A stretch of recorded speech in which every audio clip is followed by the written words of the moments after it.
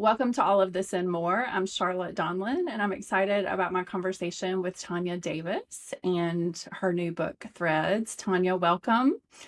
It's so good to see you. I would love to hear a little bit about you before we get started for any listeners or viewers who haven't met you before. Well, hello, everyone. As Charlotte said, my name is Tanya Davis, and I live in Wheaton, Illinois. I've lived in Wheaton for 40 years, married for 38 years, wife, mother, entrepreneur, philanthropist, grandmother of 11, mother of 7, and a writer. I am a writer. I am a published author. I always have to say that because, in the writing community, they say it loud. I'm a writer. And sometimes I forget that. So I have to say that. I love that. A lot of people have a problem with their writerly identity. A lot of writers are scared to Mhm. say they're a writer. So I love that you're bold about it. That's great.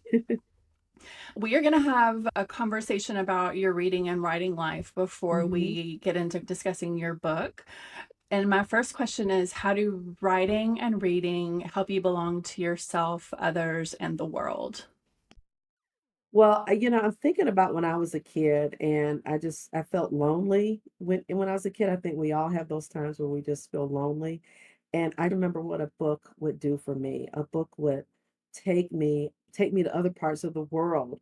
It would let me know that there's other things going on outside of those beautiful green mountains that at the time felt like a wall because, just felt closed in, especially when you're a teenager. But books were able to take me beyond the mountains and to know that there was more going on in the world.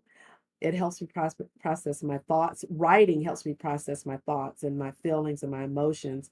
The first thing I wrote in was a journal. And as a matter of fact, I had like 25 journals by the time I got married. And I was like, what am I going to do with all these thoughts that I don't want anybody else to see? And I actually hid them at a friend's house for a minute in case someone found them, especially when we traveled, because there were so many, because I would just always be writing. And that was the way I knew to process and to hear and sometimes get the answers that I need because of reading. Everyone's story matters. I want to hear about other people's perspective because they help me grow, they help me learn, they increase my empathy, they expand my heart. To want to get to know others, I feel that I'm a better listener because I read about other people's perspective. And sometimes when you read about other people's perspective, it doesn't shock you when someone else says something. It just gives you a broader understanding of the world to be able to read and write.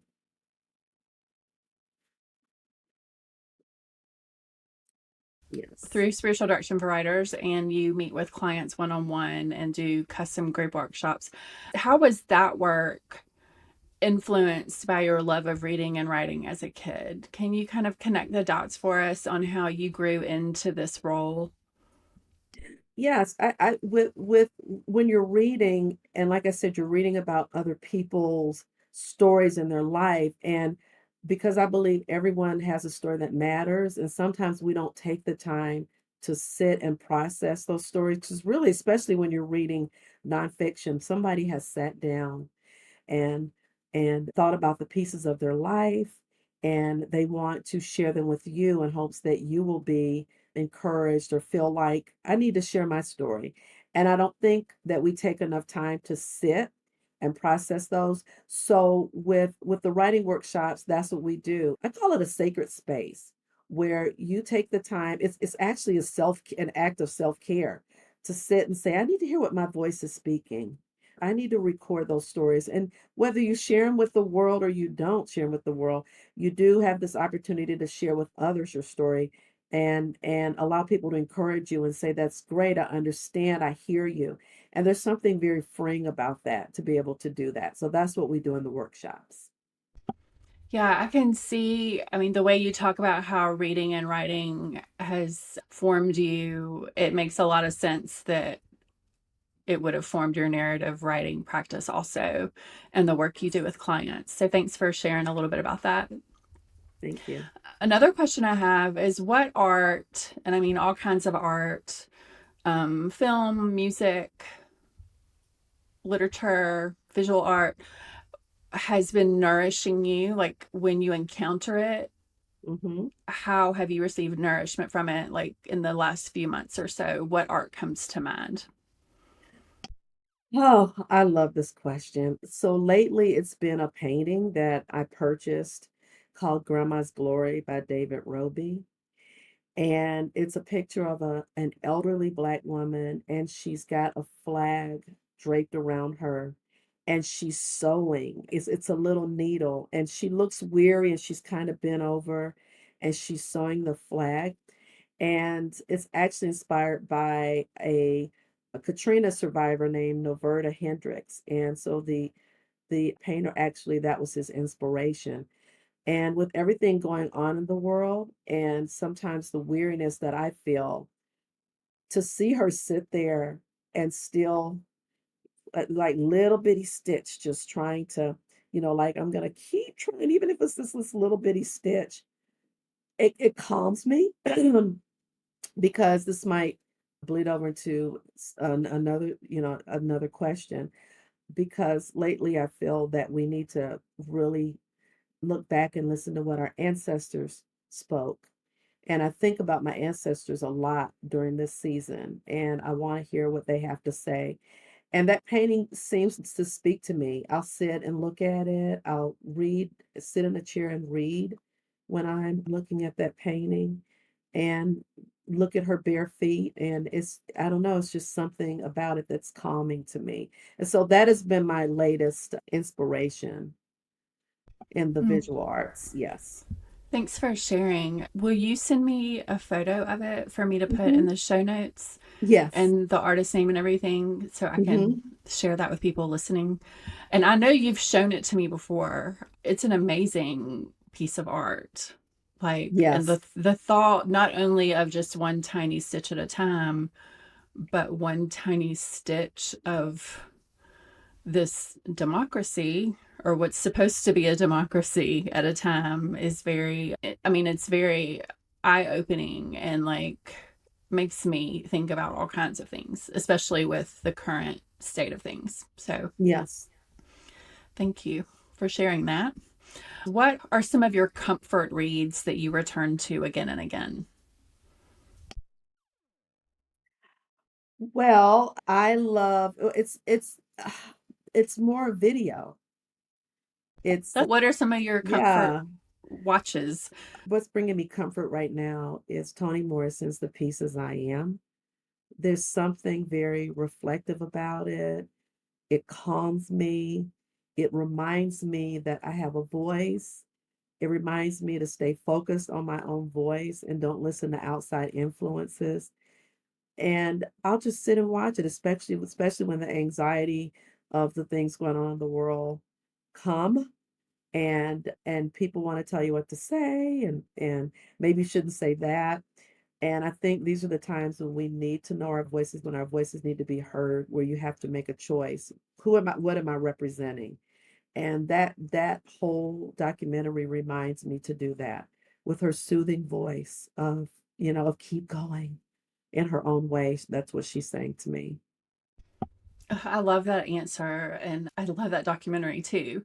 And now, you know, we do some belonging through artwork together, Tanya and I do. And now I'm like, okay, so whenever I watch this documentary, I can know that Tanya's probably watched it recently or might be watching it right now. And it's one way that we Mhm. can be connected through the difficulties we're experiencing right now, or and the joys, you know. Yes. Yes. Yes, because there is a joy in knowing that she kept going. We would not have the works that we do. We would not be represented if it wasn't for her saying, I'm not going to listen to anyone else. So how has that decision to be secure in your own voice Mhm. grown over the years with your writing life? Well, it's grown because I think when I decided that that's what I wanted, you have to be proactive. I started surrounding myself, my community, belonging through art. I started surrounding myself with people who encouraged that, with people who said, "Hey, you're not crazy and you're not alone." And and I use those times to strengthen me. And like I said, to keep going. I think it's very important that you form a community where they can say, hey, you know, wrong way or right way, or, and you know that that is from a place of authenticity, that they're telling you that they really love you and care about you. Okay, so do you think some people are listening to the wrong voices? And you're choosing to surround yourself with the voices you want to listen to, that you need to listen to, that serve your goals and purposes. Absolutely. I mean, for example, when I wrote the book, I didn't know what to do, which is how you and I met. And because I just kept hearing, you don't need to do the book that way. You don't need to do the book that way. And that's not right. And I just thought, but something is not, I mean, my insides were literally, my stomach was in knots. It's like, I can't do this any other way. And I met you because I was on Instagram and saw that you were doing writing coaching sessions. And I said, maybe I'll give it a try. And I contacted you, and of all the voices, your voice, if first of all, is it okay to say this? You could take it out if you don't want me to say this. You know, I grew up in the South. And so there's certain Southern sounding voices. I'm like, I can't, no, no, no, no. And then Charlotte goes, hi, and I go, oh, okay, Southern. What do I do now? And with that Southern voice, you said, I know what's wrong. You need for black women to read your have you no, you said have you ever had a black woman read your work? And I said, no. I mean, I'm in Wheaton, 4%. Like I'd never done that. You said you need to have black women look at your work. And then you showed me a way to get that done, and I did it. And the black women that were in the group encouraged me. They said there are voices like this. Read this book, read that book. To have that opportunity, you know, to have Crystal Wilkerson say, hey, there are books like this, and this is where you find those. To have Dawn Turner read and go, hey, just you just need to tweak here, edit there, to have her do that. It freed me in a way that I had to keep going. And it's what I needed. And so that's why having voices that are a part of your community is very important. And Okay. being open to hear other people's voices that you wouldn't expect, you know, you have to at least give the opportunity to do that. Yeah, yeah. Thanks for clarifying that. And thanks for um, sharing a bit about how we first met and got to know each other. And I'm so glad that you were able to get the feedback and reassurance that you needed with this book. Mhm. And since we're talking about the book, let's talk more about it. For listeners who aren't familiar with Threads, what are three things you want them to know about this book? Okay. What are three things I want them to know about this book? I want them to know that we are all connected in some way, that we have more in common than not. Even though our stories may look different, we have more in common than not. And I want them to know about Asheville and the Black communities of Asheville that surround Asheville. When they go to Asheville, I hope that they'll do a little bit more exploring in other areas other than downtown Asheville. So those are the three things I would want them to know. When you were writing Threads, Mhm. what did you discover about yourself while writing the book that you hadn't noticed before?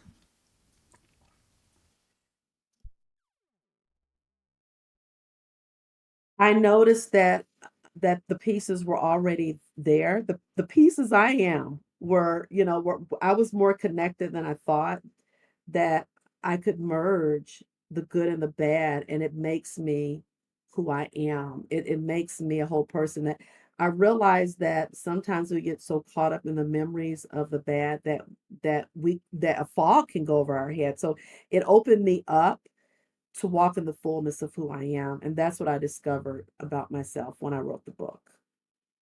So you mentioned when you were younger, reading helped you see beyond the mountains that surrounded you Mhm, in Shiloh, which is a mhm. community in Asheville, North Carolina. Um, can you share a little bit about when you left and why you came back and what made Mhm. you start putting these pieces of your story together for this book. Yeah, so, I would say I was a knucklehead teenager and who didn't have the tools to process anything around me, whether it was, my dad not being there all the time or my mom having to work to take care of us and being a latchkey kid, just all these little pieces that it was more for me, it was we were all in survival mode. So for me it was more like I got to get out of here, I have got to get out of here. And I went off to college and met a wonderful man. We got married, moved to Wheaton, Illinois. And then when people would say, well, where are you from? And I would say Asheville, North Carolina, and they go, oh my goodness, it's so beautiful there. It's so beautiful. And I'm like, really? I mean, and this is me. I mean, this in this little Black community, we are surrounded by mountains. So I would wake up in the morning, walk out my door, and there would just be big green mountains. I don't think I ever really paid them any attention because you're trying to survive. You're trying to go to school. You're trying, just all the things that go along with that. And I wouldn't say I took it for granted. It was just so much going on, right? And then there was so much going on that we did not have access to. So all these big beautiful mountains that you're saying you're going there for pleasure and you get a chance to, go outside of the areas that I might have lived in that I didn't have access to, or we were told you can't go there because of the color of your skin. So the curiosity of it was hearing that, oh, it's so beautiful. And I said, okay. And then I was looking to get my master's degree and I Googled counseling and writing because I didn't want to be a traditional counselor, and up popped narrative medicine. And I said, what is that? And so after doing my research, after saying I would never go back to Asheville, it was in three places: Columbia, New York, the UK, and Asheville. And I was shocked. And Asheville, Lenore Ryan was the only one that had the online component. And so I called the professor and she told me that this would be the first class to do the WebEx, which was all they had at the time. And we would be inside the classroom with the students who were there. And I started to laugh. And as she said, why are you laughing? I said, I promised myself I would never go back to Asheville. And it's not that I hadn't been there, it's like my heart wasn't there. And she said, Tanya, come home. Your community is, she's like, your community is here. And it was a community I didn't know was there. And so that's how I ended up going back. And of course, in narrative, in order to help someone process their own story, you got to process your own. So I spent so much time processing Shiloh, learning about the history of Asheville from others that I didn't know because we were never taught that. So that is how I ended up going back. And now my heart is there. It's there. And then the book came. So And it was after and through your narrative writing degree that mhm. or the narrative medicine degree that you began writing this book, right? Yes, yes, that's where after Okay. after it was over and I just had all these stories and people were intrigued by the stories and they said you really ought to write these down. So I wrote those, but I wanted to go beyond that and say, okay, this is what happened and this is what formed me. So there's a section in here, Shiloh and beyond Shiloh, that you'll understand some of my views on certain things.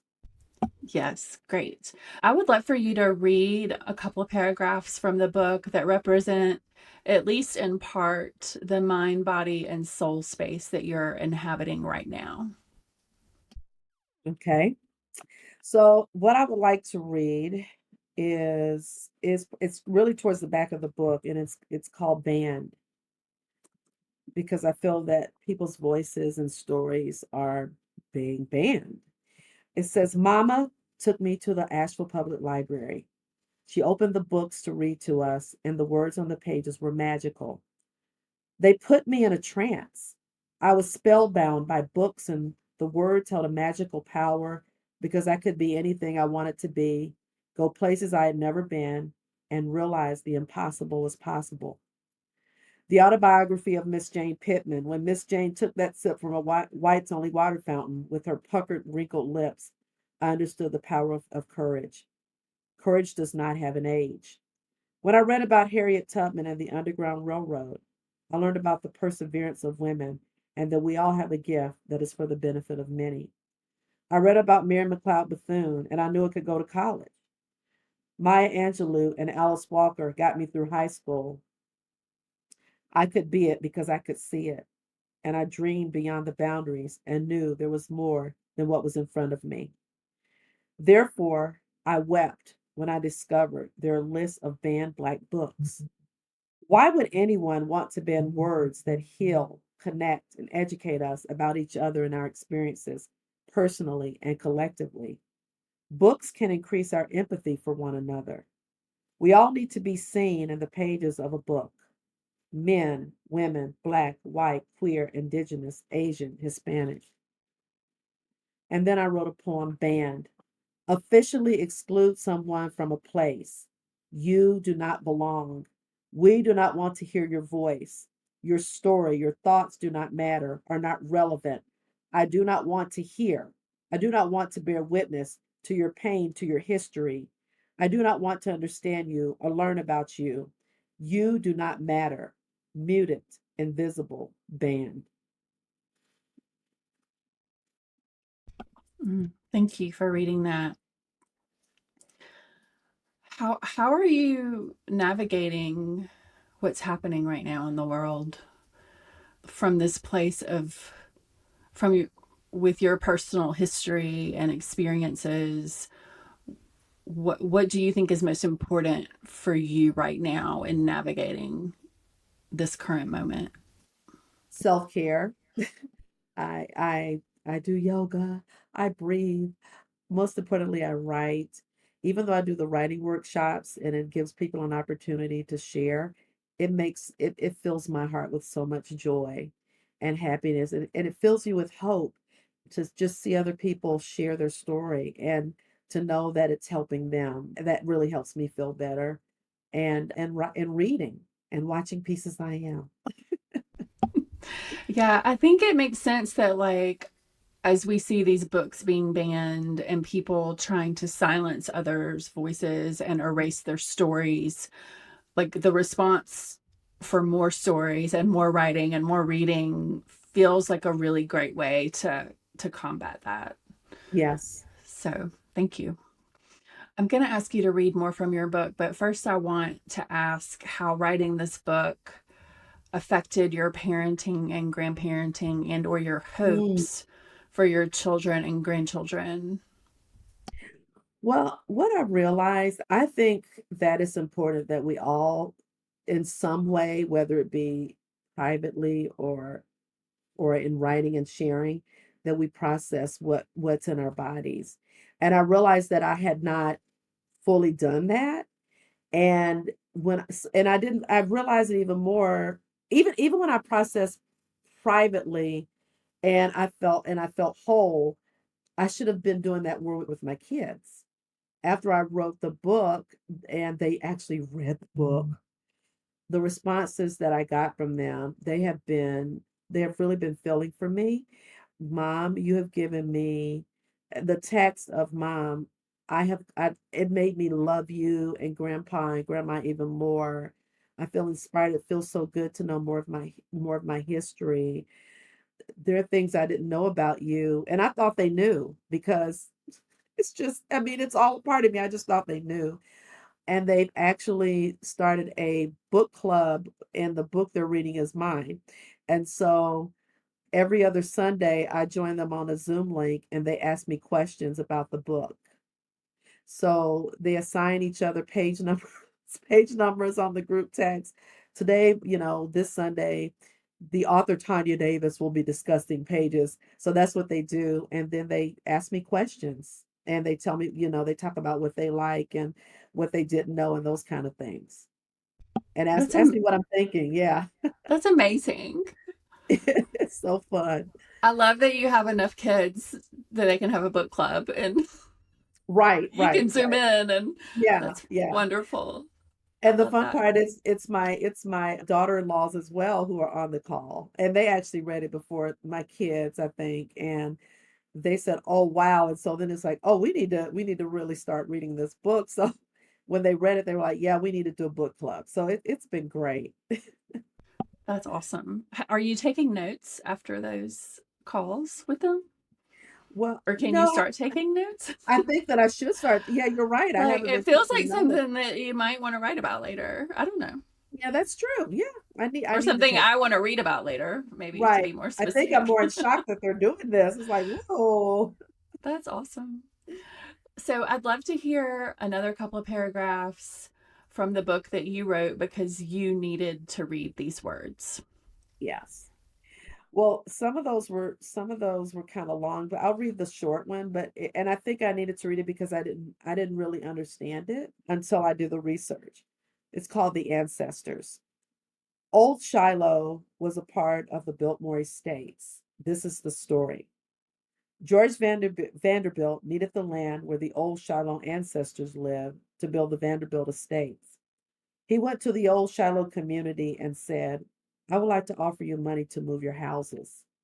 The people refused. The second offer, if I gave you money and moved your homes, would you give me the land? The people refused. The third offer, if I gave you money, moved your homes, and relocated your church, would you give me the land? They refused. What if I gave you money, moved your homes, moved your church, and moved your ancestors taking a dirt nap beneath the soul of the earth? Would you give me the land? If our ancestors can go with us, we will move. The homes, compensation, the church, the ancestors taking a dirt nap beneath the soul of the earth is how old Shiloh became the new Shiloh. New Shiloh would be my home. The church that was moved invited us in for vacation Bible school during our summer months. Shiloh AME Zion Church, where the seed of God's love was planted in my heart, where I watched the pastor's wife do sign language to what a friend we have in Jesus for our deaf playmate Bernard, and where the ancestors who were moved to their new resting place, buried beneath the soul of the earth, lay at peace beside the church. Mm. So when you were writing the book, you did that research for the first time and discovered this story. Actually, what I discovered it when I've gone to Biltmore House many times now. Actually, I hadn't been until I got married, and Shiloh is not that far from there. And a friend of mine said, "Hey, we're going to do the behind the scenes tour," and I was like, "I didn't even know there was a thing." I think it's called the Legacy Tour. And he took us by the old Shiloh, and that's when I realized, oh wow, I didn't realize until at that point. And he told the story, and that's when I knew I needed to add this to the book. I think it's very important. There's so much there.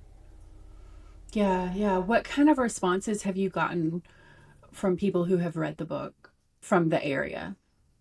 Oh, that is a core memory. They actually did a book signing for me, and the elders are so proud, and they kissed me on the cheeks and grabbed me by the hands and said thank you. And they're just so proud, and they feel seen. And that's what is so important to me, that they feel seen. I wanted the community to feel seen, and I didn't expect the response like that. I don't know why. It's just I wasn't writing for a response, but I'm happy for the response, if that makes sense.